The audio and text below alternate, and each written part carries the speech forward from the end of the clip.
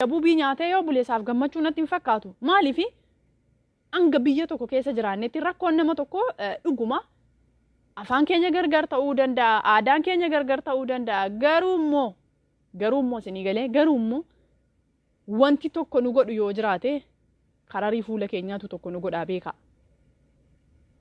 Isinii galee kanaafuu hundi keenya yoo biyya keessaa baanee biyya biraa keessa jirra yoo ta'e namni Oromiyaan si beeku hin jiru jechuudha dhugaa jirtu yoo walitti himne. Yoo Oromiyaan nagaa argatte Itoophiyaan nagaa argachuu dandeessu.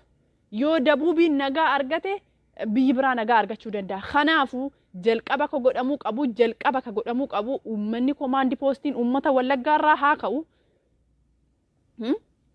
Uummata Wallaggaarraa komaandi poostiin haa ka'u. Gujiirraa akkasuma komaandi poostiin haa ka'u. Niitoorkiin gallakkifamu uummanni keenya infoormeeshinii haa argatu. Isinii galee eenyumtuu bar guyyaansaa yoo ga'e du'uun oolu isinii galee garuu immoo du'a fokkataa kana du'uun barbaannu waan ta'eef uummanni keenya du'a fokkataa kana akka du'uun barbaannu. Namni tokko bar yoo du'e janaazaan dhiqanii bar beektanii miikan. Janaazaan hin dhiqamu. Sheekni fedhee yoo du'e irratti hin salaatamu. San akka uummanni keenya akkasitti akka du'uun feenu jechuudha. Uummanni keenya akkasitti akka dhumatu waan hin feeneef. Kanaafuu mootummaan Itoophiyaa dhuguma uummata keenyaaf in yaada taanaan uummata keenyaaf in cinqama taanaan uummata keenyarraa komaandi poostiin haa ka'u. Sa'aatiin nuti amma keessa jirru sa'aatii waa'ee paartii badhaadhinaa yookaan waa'ee paartii bilisiginnaa waa'ee kaafaa waa'ee abaa taasifnu otoo hin ta'in waa'ee paartolii kan itti taasifnu otoo hin ta'in dhimma uummata keenyaatu nu iyyisiisaa beeka.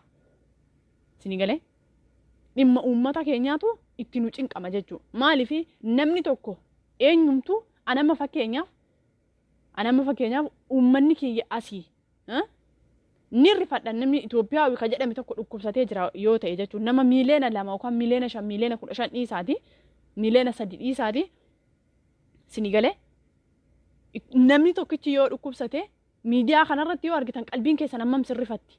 Maaliif duuba uummata keenya Wallagga keessa jiraniif rifannoon isinitti dhaga'amuu dhiisee arra gadi baatanii waan biraa haasoftan jechuudha. Keessaaf keessattuu immoo ijoolleen Jimmaa. Keessaaf keessattuu ijoolleen Jimmaa. Duraan Arsii jettan Arsii arrabsaa turtan. Shawaa jettan Shawaa arrabsaa turtan. Wallagga arrabsaa turtan. Amma immoo Rabbi maal sin godhe isinuma keessa walitti deebisee isinumaan wal sin nyaachisaa jira jechuudha. Kanarraallee barachuu qabdan dhugaa jirtu isinitti hima jechuudha.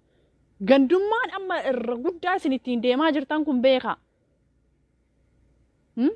Gandummaan sin irrattiin fuutanii waliin gadee deemaa jirtan kun boruttiin sin wal nyaachisa.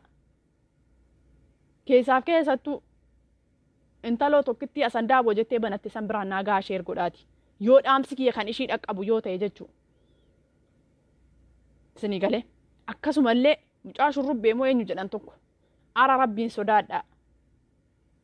Wallaa isaan biraan ishee ergodhaati nagaa yoo dhaggeeffatan ta'e jechuudha. Yoo nama sammuu qabu ta'anii dhaggeeffatan ta'e ara Rabbiin sodaadhaa. Ijoolleen FB kanarratti ol baatanii gandummaa wal arrabsitan. Isinii galee sa'aatiin ammaa kuni sa'aatiin nuti amma keessa jirru kuni waa'ee gandummaa sa'aatiin nuti itti faarsinu otoo hin ta'in. Sa'aatiin nuti wal nyaannu otoo hin ta'in sa'aatiin nuti kadhannee itti wal nyaachisnu beeka.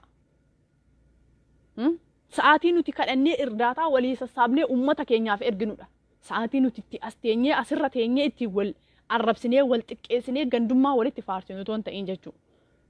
Namni beekumsa qabu waan san dalagaa beeka. Namni beekumsa hin qabne tokko waa'ee gandummaa faarsaa akkuma hangaasaa san jechuudha. Waa'ee gandummaa faarsaa waa'ee garaasaa bichaa faarsa jechuudha. Namni uummata isaatiif cinqamu tokko immoo namni uummata tokko isaatiif kan cinqamu yoo jiraate namni uummata isaati uummata kiyyaaf ani uummata kiyyaaf cinqama jettee yaadda taanaan hanga sii danda'ameen wanta uummataaf barumsa ta'u sheer godhi malee uummata as taa'ee feesbuuka dhugaa jirtu isinitti hima jechuudha. Uummataatiin gandummaa fi wal xiqqeessuun wal arrabsuun ani informationii nama tokkoon of harkaa qabaa oliin sinii baasa jedhee sammuu keessan sun burjaajessu sheerin godhinaa dhugaa jirtu isinitti hima jechuudha. Anallee maaf hin taane namni tokko dhugaarra dhaabbatee waa walitti himuu qaba malee kijibaa waliin faarsina. Kanaafuu uummata keessaniif cinqamtan taanaan uummata keessan rakkoo keessa jiraniif uummata keessan komaandii poostii jala jiraniif ka duraanii dhiisa. Ka duraanii bar darbe uummanni Wallaggaa waggaa 5 guutuu komaandii poostii jala jira. Waggaa 5 keessaa baatii 4 moo 5 kan inni wannoo ta'ee ture jechuudha. Sinii galee waggaa 5 kana keessatti Wallagga keessatti uummanni qoyan yeroo garii yeroo kan nagarramu uummanni Wallaggaa yeroo sin uummanni Wallaggaa yeroo uummanni keenya Harargee irra dhuma turiiran baane moo Shawaa keessatti yeroo dhuma turiiran baane moo Arsii keessatti yeroo dhuma turiiran baane moo amma duuba inni dubbii Wallaggaa irratti afaan sin qabachiisee uummata Gujii irratti afaan sin qabachiisee waa'ee gandummaa fi waa'ee wal arrabsuu wal xiqqeessu sirumaa bar amma ajaa'iba natti ta'aa jira. Ijoolleen Jimmaa maal godhaa jirtanii feesbuuka wannoon banatan jechuudha. Ana ijoollee bashaasha maali jettanii banatan. Tokkitti Sandaaboo tokkitti Aggaarottanii banatan jechuudha. Achi immoo ofuma keessanii otoo namni tokko siniin gaafatiin ol baatanii asuma FB kanarratti xiragirigii walaqxan jechuudha. Ara rabbii sodaadhaa. Isin dhugaa jirtu isinitti himaa isin. Manni keenya immoo dhukkubaan nu jalaa dhumachuuf deema isaaniif sagalee ta'a. Isinii galee kataa'utti waaqni kaluu ka jedhamu tokko jira isinii galee. Kataa'utti waaqni kaluu maaliifi akkanatti barteenyee samii kana yoo ol laalu yoo ol kaane waan tuqnuuf fakkaata jechuudha. Uummata keessaniif yaaddan taanaan sa'aatii ammaa kana gandummaan faarsinaa. Walillee xiqqeessinaa, walillee arrabsinaa, kan wal arrabsitanillee yoo jiraattan dhiifama waliif godha. Maaliifi lubbuun kun karaa itti duniyaa irraa godaantuun beekan waan ta'eef. Isinii galee. Kanaafuu ijoollee wal arrabsaa jirtan. Keessaaf keessattuu ijoolleen Jimmaa rabbiin sodaadha. Gandummaallee faarsinaa dheengadda tokko gadi ba'ee niitii kiyyan na jalaa fudhatame obboleessoo niitii kan kee yoo si jalaa fudhatamte deemi jaarsa irratti himadhu feesbuuk irra nubbaatee nutti hin iyyiin. Dhumati sheer gootanii sheeriin illee hin deeggariinaani. Har'ammoo guyyaa kana eenyutu walit jira? Eenyu tokkitti Sandaaboo sanii fi wannoo walit jira jechuun mucaa shurrubbee jedhaniisa jechuudha. Ani dhimma isaanii gidduu seenuun fedhu garuu sa'aatii uummanni keenya du'aa itti barbaadutti isin gabbaatanii wal arrabsitanii wal xiqqeessitan jechuudha. Aara keessaaf keessattuu wallaahi dhugaa jirtu isinitti hime ijoolleen gara Jimmaa kun jechuudha. Safuulleen beektan wallaahi dhugaa jirtu isinitti hima. Warri feesbuuka keenya jalaa ugguruuf deeman illee isin jechuudha. Uggurtanillee ugguruullee baatan sun dantaa kiyyaa miti beeka. Garuu immoo dhugaarra dhaabbadhee waan tokko dhugaarra dhaabbadhee haasa'a jechuudha. Sa'aatii ammaa kanatti namni hundumtuu kan uummata keenyaaf wannoo jechuuf bakka uummanni keenya karaa kamiin yaa rabbati uummata keenya nagaa nu buusi jedhanitti isaan gandummaa wal ba'anii wal arrabsan jechuudha. Kanaafuu walillee arrabsinaa walillee xiqqeessinaa. Amma sinii danda'ameen nama tokko badiirra jira taanaan meeseenjarriin jiraa bar. Imoon illee jira, waastaappiin hin jira, wantoonni teekinooloojiin ittiin nama argachuu danda'an wantoota baay'ee jira jechuudha. Yoo as feesbuuk irratti wal baastanii, wal arrabsitanii, wal xiqqeessitan malee ta'uu dubbichi. Kanaafuu ijoolleen Jimmaa rabbiin sodaadha. Ammallee irra deddeebi'ee isinitti hima jechuudha. Amma yoo sinii danda'ame uummata keenyaaf sagalee ta'a. Yoo sinii danda'amu baate zim jedha bakka dhugaan jirtu sani jechuudha.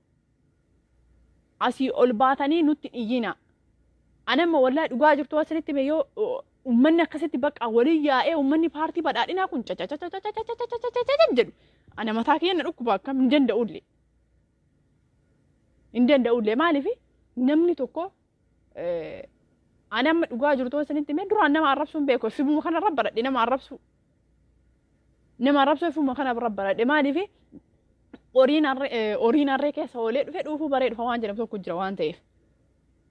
Kanaafuu walilleen arrabsinaa walilleen xiqqeessinaa amma sinii danda'ame meeseenjaraan wal gorsaa. Dhirsaaf niitiin illee kan wal loltan amma booddee FB irratti nutti ol hin bayina.